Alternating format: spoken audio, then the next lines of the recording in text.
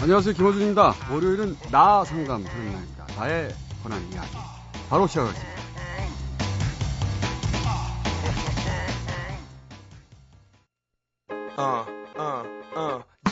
나, 너, 우리나라 대한민국. 근데 나부터 살자. 나 상담. 네, 월요일은 국내에서 가장 저렴한 출연료로 모시고 있는 출장 상담을 전문으로 하시는 김현철 선생님 나오셨습니다. 안녕하십니까? 안녕하십니까? 네, 저희가 이분을 처음 발굴할 당시만 하더라도 말이죠.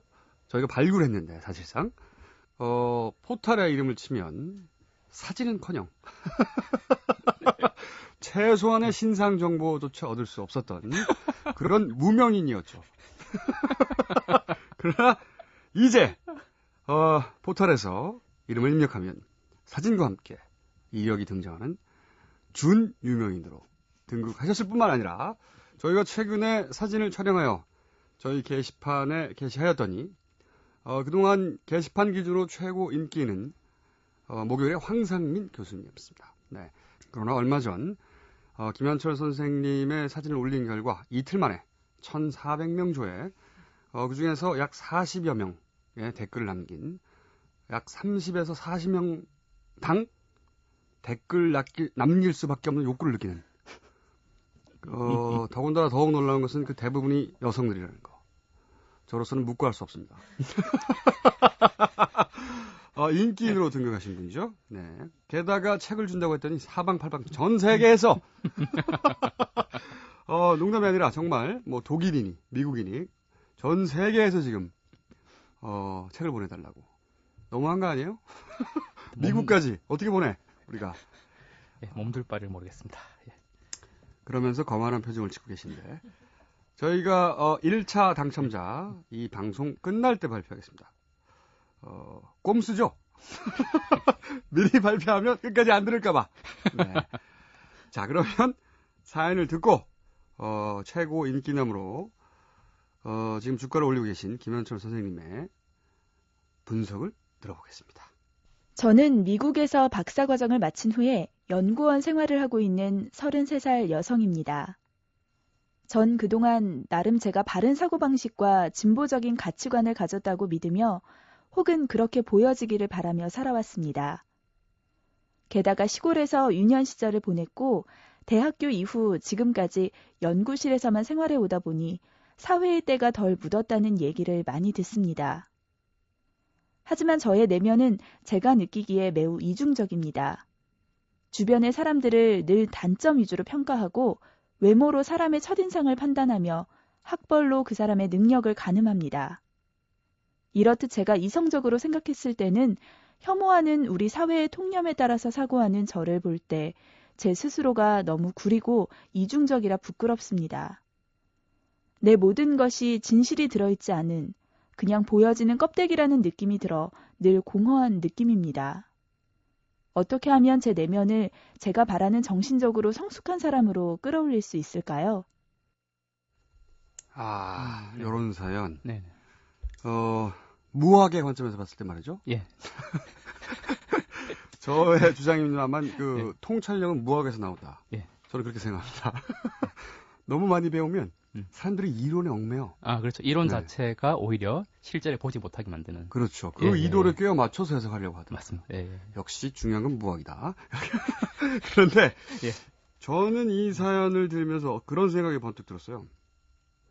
이분은 자기였으면 하는 자기하고 예. 실제 자기 사이의 간극이 있구나.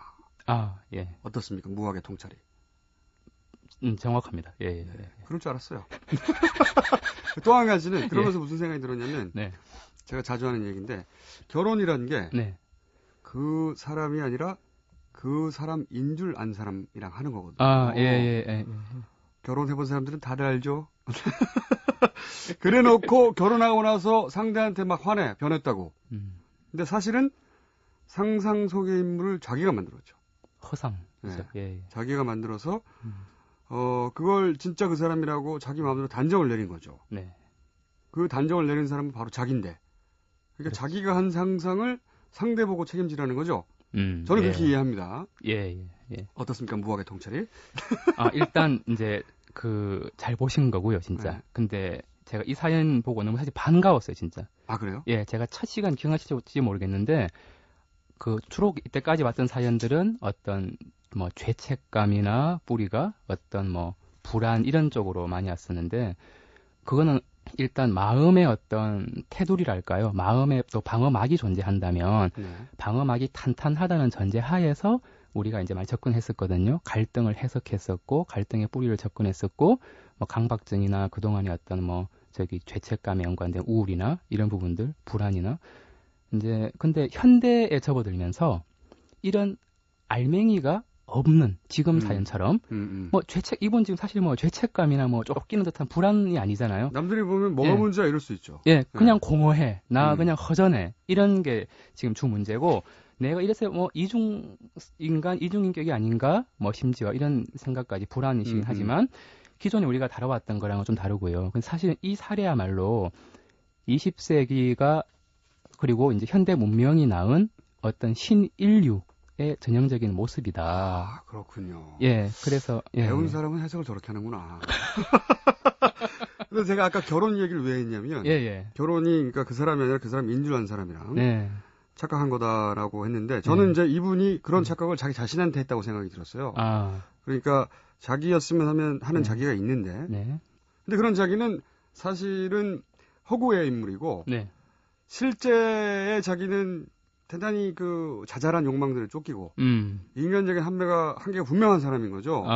네. 그런데 겉으로는 자기였으면 하는 자기로 사는 거죠.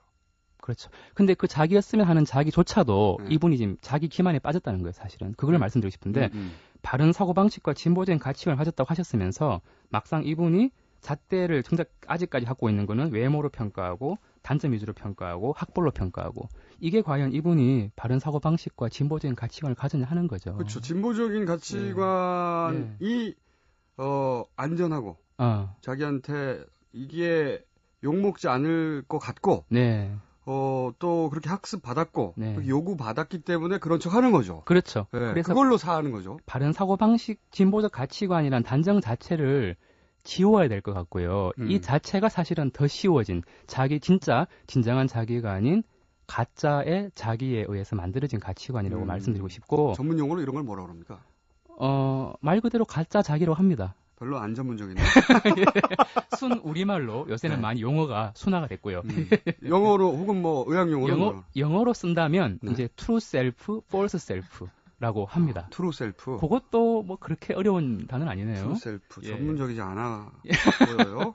근데 이게 굉장히 중요한 발견인 게 프로이드조차도 분석을 포기한 분들이 계셨어요. 아하. 이 사람들 분석 안 돼. 왜?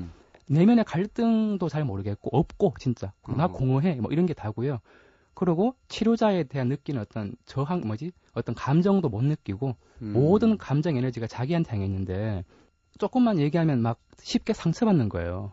예, 그래서 나 못하겠다 이런 분들이 20세기 초부터 점점 늘어나가지고 아하. 문명이 발달하고 어떤 보편화된 목표가 추구가 되고 계급 사회는 벌써 붕괴가 됐고 그러면서 사람들이 점점 자기 기존의 갈등뿐 아니라 마음을 형성하고 있는 마음의 벽이 있다면 그 경계조차도 이렇게 굉장히 약해졌는데 이제 그런 분들을 우리가 요즘 나르시시즘, 자기애성 문화라고 하고요. 그래서 이분 같은 경우는 지금 이분은 어쩌면 이중적인 자신을 발견한 것 자체가 굉장히 성과고 거의 매트릭스의 영화로 비유하자면 아하. 빨간 약을 드신 거죠. 오, 그렇군요. 발견한 거죠, 이제. 저는 이제 이분의 어떤 사연을 읽으면서 떠오른 단어는 아바타였어요. 맞습니다. 네, 그러니까 예.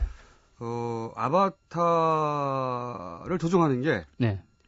자기가 아니라 뭐 주변 혹은 사회 통념 네.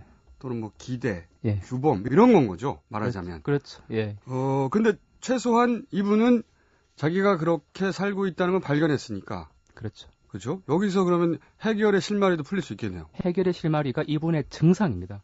그 증상이 저번에 가면이다라고 네네. 말씀도 드렸지만은 또 한편으로 문제를 푸는 열쇠가 될 수 있기도 하고요.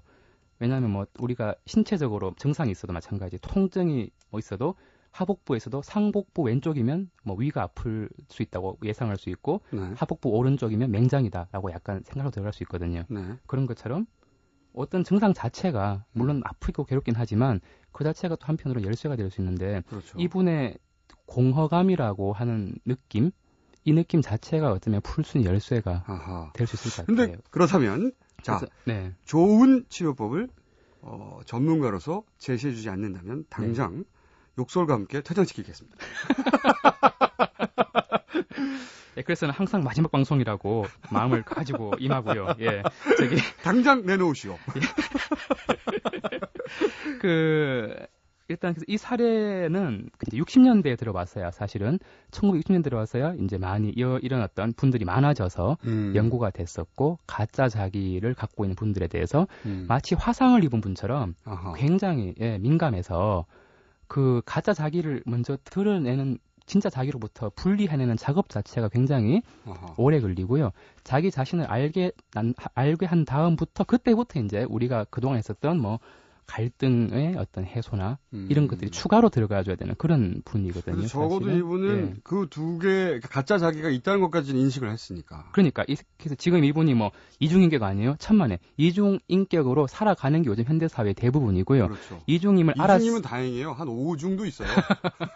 어쨌든 자기가 몇 중인지 모르겠지만 어쨌든 몇 중임을 알았는 것 자체가 굉장히 전환점이 될 수 있고요. 그렇군요. 이제 알았으니까 나를 찾아가면 되는데 그 핵심이 이제 공허감이라는 느낌인데 우리가 어떤 일을 매진할 때 어떤 매너리즘에 빠진다 하잖아요. 매너리즘 빠지고 뭐 공허하다, 왜 내가 왜 살까 이런 질문 수술할 때가 있는데 그때가 어쩌면 변화의 기회가 될 수 있고 이분 같은 경우도 뭔가 지금 쭉 살아온 자신의 모습이 뭔가 아니란 느낌이거든요, 사실은. 그래서 붕 떠 있는 거죠, 지금. 예. 네. 예. 열심히 사는데 붕 네. 떠 있는 거죠.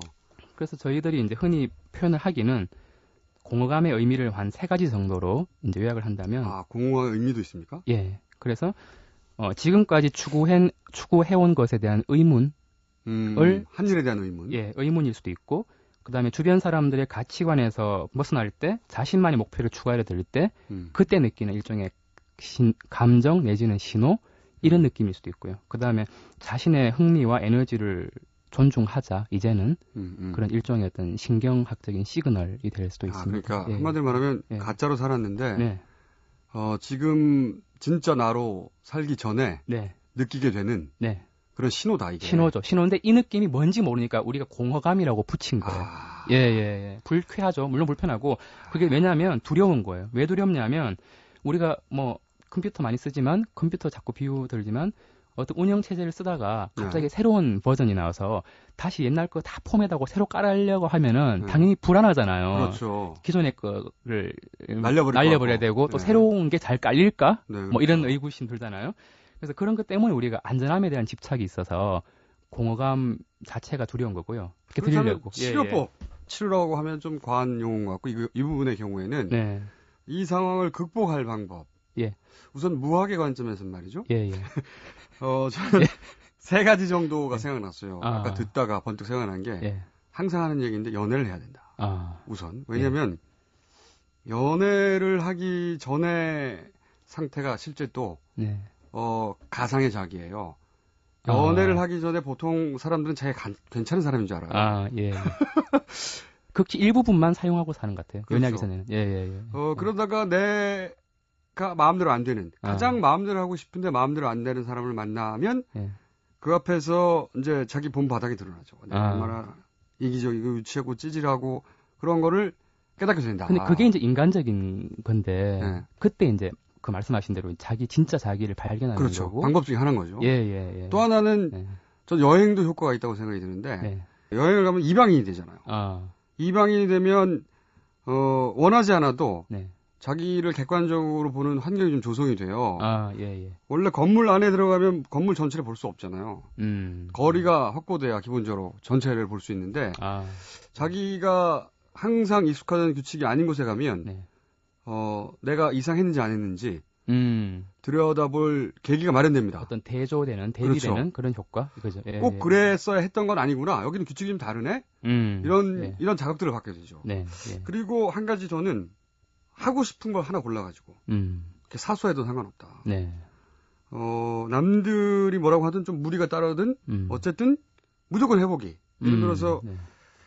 세계 최고 높이의 번지 점프를 찾아가서 해봐야 되겠다. 해보고 네, 싶은 게 있을 거예요. 틀림없이. 맞습니다. 예, 예. 근데 미뤄뒀어. 근데 그걸 왜 못하냐고 물어보면 한 수백만 가지 이유를 대요. 정말로 절대로 할 수 없는 이유를 저는 들어본 적이 없어요. 대부분의 경우에. 다들 자기 방어인 거죠, 그냥. 네. 예, 예, 그런데 예. 그걸 실제로 해보는 게 뭐가 왜 중요하다고 저는 생각이 드냐면 네. 그걸 해보고 싶었어. 진짜로 해보고 나면 네. 그게 분명히 자기가 좋아할 거라고 생각했는데 안 좋아하는 경우도 많이 있어요. 그런 경우 정말로 있어요. 그렇죠. 예, 내가 예. 정말 그거 보고 싶어서 갔는데 갔더니 실망이야. 예, 예. 혹은 별 기대 안 했는데 굉장히 좋아. 아. 그러니까 정말로 자기가 뭘 좋아하는지 좋아하지 않는지 알게 되는 거죠. 예. 진짜 자기하고 만나는 방법 중에 하나다.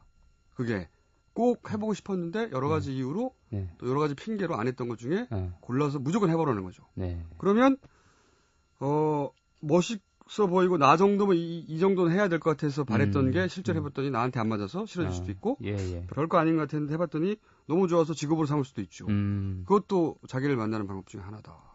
그 외에는 예. 생각이 안 났습니다. 근데 굉장히 저는 또 구체적인 어드바이스는 제가 굉장히 약한데 네. 구체적으로 이제 가주셔서 무학의 진짜. 힘입니다.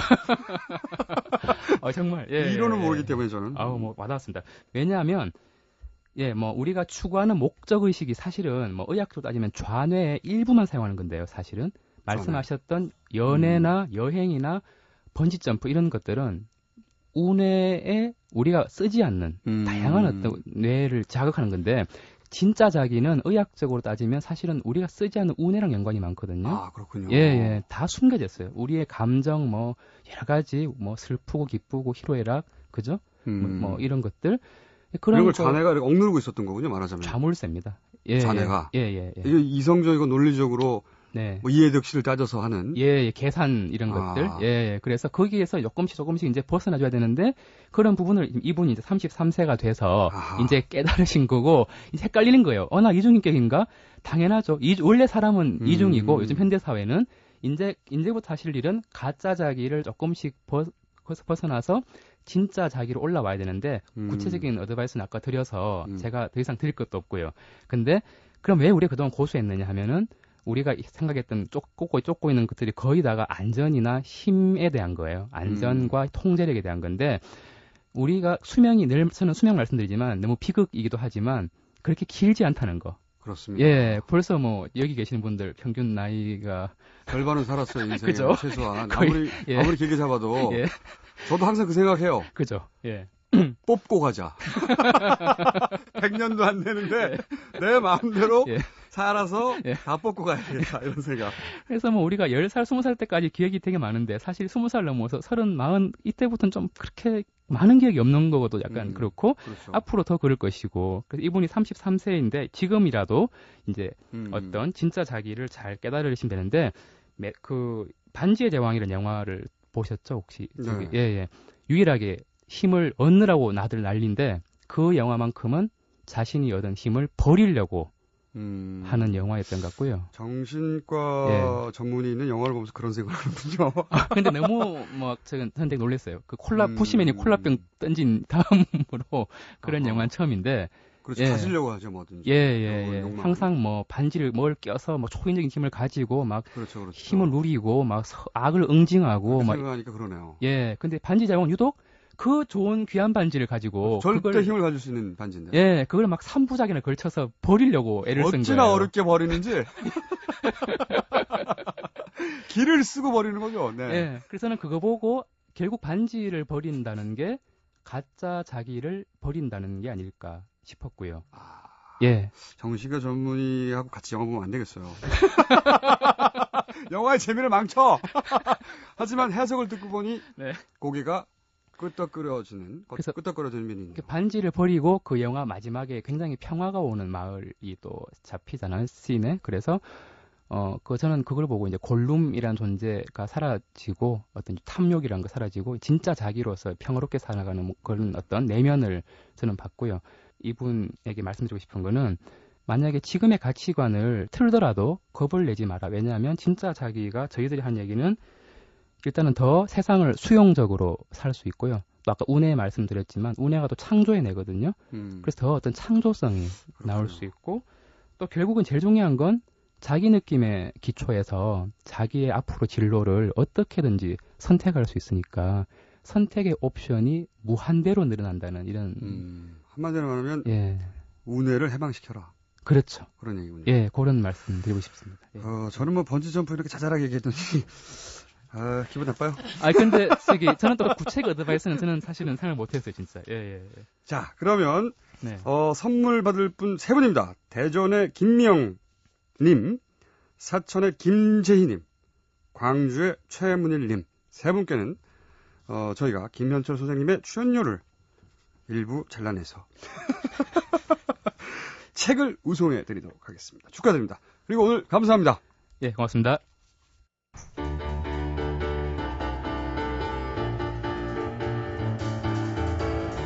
내가 아닌 사람이 될 방법은 세상에 없습니다. 기왕에 내가 나밖에 될 수 없다면 그럼 아주 제대로 철저히 내가 되자고요. 네, 남이 나 대신 살아주지도 않고 말이죠. 김어준이었습니다. 내일 9시 35분에 다시 뵙겠습니다.